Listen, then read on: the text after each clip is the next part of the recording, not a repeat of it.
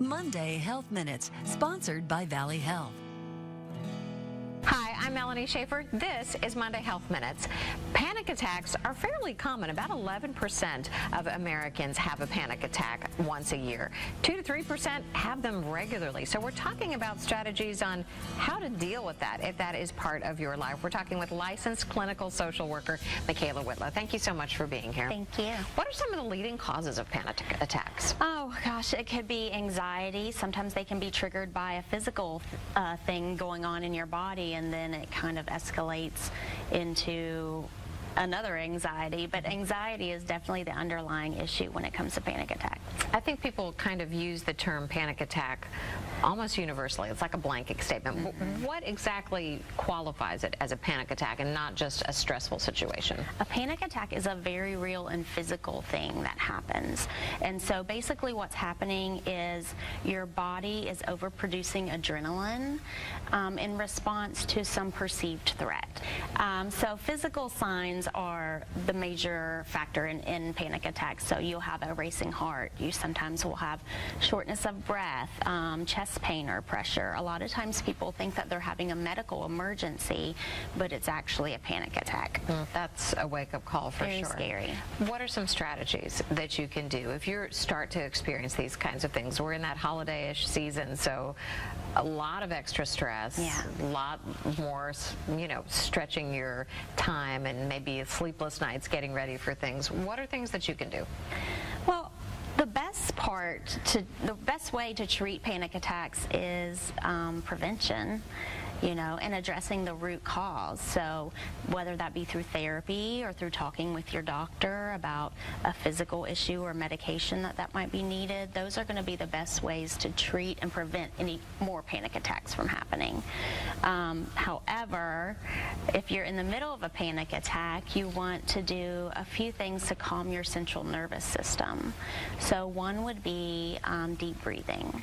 So practicing taking slow, deep breaths can calm your central nervous system. It'll slow your respirations, it'll lower your blood pressure, and it will help your body to reach equilibrium again. So that's probably one of the easiest, most popular go-tos when it comes to panic attacks or anxiety in general. And then another thing would be grounding. So grounding techniques put people in the here and now. So these are things that include any of your 5 senses. So anything that you see, smell, hear, taste, touch, you want to focus your thoughts on that. And that helps to get your mind off of maybe things that might be making you anxious and puts you in the present moment, the here and now, so that your body again can reach that equilibrium. So deep breathing while you're having a candle burning could help you refocus? Absolutely. Like 2 senses at once? Watching the candle flicker, paying attention to this table and looking at the texture and the colors. And I usually tell my patients to practice 5 things you can see, 5 things you can hear, 5 things you can smell, and just kind of go through your senses and notice those things that are around you. So if that sensory kind of recalibration, if things are needed beyond that, are there medications that can help? Yeah, there are medications. I'm not a doctor, so I can't prescribe or recommend things, but there are definitely things that can be used both to lower your anxiety in general and prevent them from happening, and used as kind of rescue meds. So that would definitely be something you could talk with either your primary care physician or a psychiatrist that specializes in those things. Are there ways to avoid panic attacks altogether?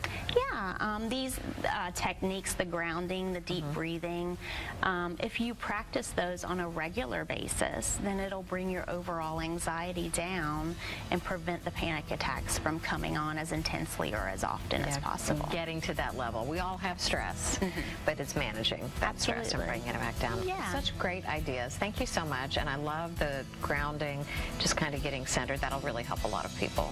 Thank you, Michaela. All right, thank you. Thanks so much for being here. We'll see you next Monday.